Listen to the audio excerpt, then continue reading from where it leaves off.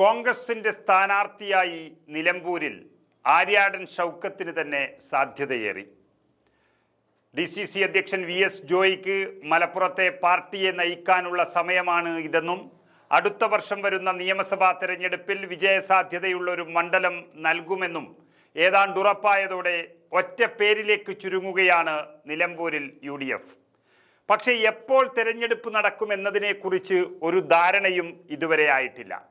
അതായത് നിലമ്പൂർ നിയമസഭാ മണ്ഡലം MLA ഇല്ലാതെ അനാഥമായി കിടക്കാൻ തുടങ്ങിയിട്ട് ഇന്നേക്ക് 2 മാസമായി.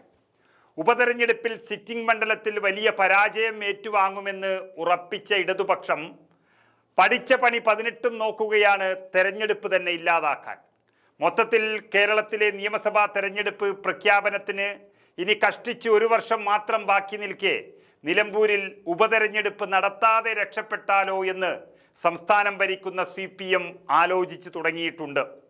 എങ്കിലും തെരഞ്ഞെടുപ്പ് വരും എന്നുള്ളൊരു ആകാംക്ഷയിലാണ് മറ്റുള്ള രാഷ്ട്രീയ പാർട്ടികളെല്ലാം തന്നെ. ഏതായാലും PV അൻവർ MLA സ്ഥാനം ഒഴിഞ്ഞിട്ട് ഇന്ന് 2 മാസം പൂർത്തിയാവുകയാണ്. മണ്ഡലത്തിൽ ഒഴിവ് വന്നാൽ 6 മാസത്തിനകം തെരഞ്ഞെടുപ്പ് നടത്തണമെന്നാണ് ചട്ടം. അതായത് ജൂലൈ 13-നകം തെരഞ്ഞെടുപ്പ് നടത്തണം. CPM-ന് മനസ്സില്ലെങ്കിലും ഉപതെരഞ്ഞെടുപ്പ് പ്രഖ്യാപിക്കാനുള്ള എല്ലാ നീക്കങ്ങളും ഇലക്ഷൻ കമ്മീഷൻ ആരംഭിച്ചു കഴിഞ്ഞിട്ടുണ്ട്. ചീഫ് ഇലക്ടറൽ ഓഫീസർ ഉപതെരഞ്ഞെടുപ്പിന് മുന്നേ തന്നെ ചെയ്യാനുള്ള ജോലികളെല്ലാം പൂർത്തിയാക്കി മുഖ്യ തെരഞ്ഞെടുപ്പ് കമ്മീഷന് റിപ്പോർട്ട് സമർപ്പിച്ചു കഴിഞ്ഞു.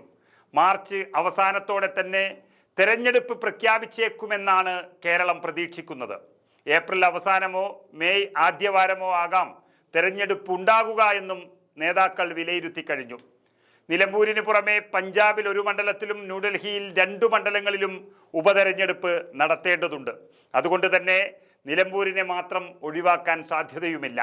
2021 നിയമസഭാ തെരഞ്ഞെടുപ്പിന് മുന്നേ തന്നെ കുട്ടനാട് MLA ആയിരുന്ന തോമസ് ചാണ്ടിയുടെയും ചവറ MLA ആയിരുന്ന വിജയൻ പിള്ളയുടെയും നിര്യാണത്തെ തുടർന്നുണ്ടായ ഒഴിവിൽ ഉപതെരഞ്ഞെടുപ്പ് നടത്തേണ്ടതായിരുന്നുവെങ്കിലും പ്രഖ്യാപനം നീണ്ടു.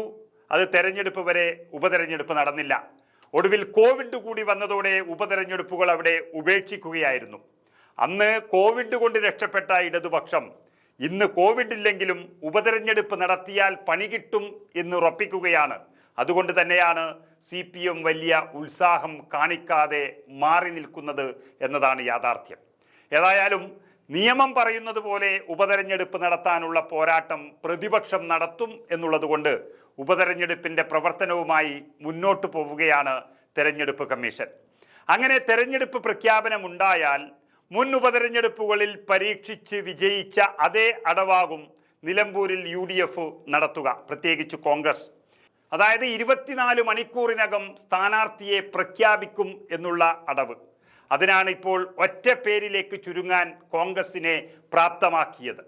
MLA സ്ഥാനം രാജിവെച്ചുകൊണ്ടുള്ള ഒരു പ്രഖ്യാപനത്തിന് പിന്നാലെ DCC പ്രസിഡന്റ് VS ജോയിയുടെ പേര് PV അൻവർ നിർദ്ദേശിച്ചത് കോൺഗ്രസിൽ ചെറിയ രീതിയിലെങ്കിലും ചർച്ചയ്ക്ക് വഴിവെച്ചു.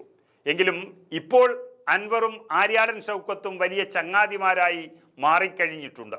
നിലമ്പൂർ മണ്ഡലത്തിൽ സ്ഥാനാർത്ഥിയാകുന്നതിൽ ആര്യാടൻ ഷൗക്കത്തിനുള്ളൊരു മുൻതൂക്കം മുന്നിൽ കണ്ടായിരുന്നു അന്ന് അൻവറിന്റെ കരുനീക്കം. എന്നാൽ അതെല്ലാം കോൺഗ്രസിന്റെ ആഭ്യന്തര തീരുമാനം എന്നുള്ളൊരു നിലയിലേക്ക് അൻവർ വന്നതോടുകൂടി ആ നീക്കങ്ങളെല്ലാം ഉപേക്ഷിച്ചു.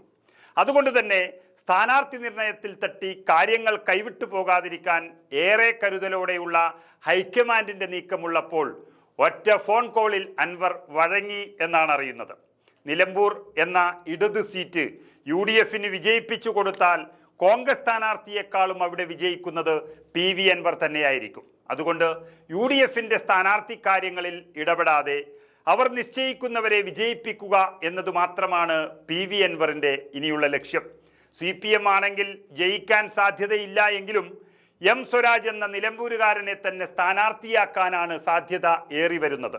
മത്സരം വാശിയേറുമെങ്കിലും 2ാം നിരയിലെ CPM നേതാക്കളെ വെട്ടിനശിപ്പിക്കാൻ ഉദ്ദേശിക്കുന്നവർക്ക് സ്വരാജിനെ മൂലക്കിരുത്താനും ഇതുവഴി സാധിക്കും. ഏതായാലും നിലമ്പൂർ ഉണർന്നു കഴിഞ്ഞു. UDF ഒറ്റപ്പേരിലേക്കും എത്തിയിരിക്കുന്നു.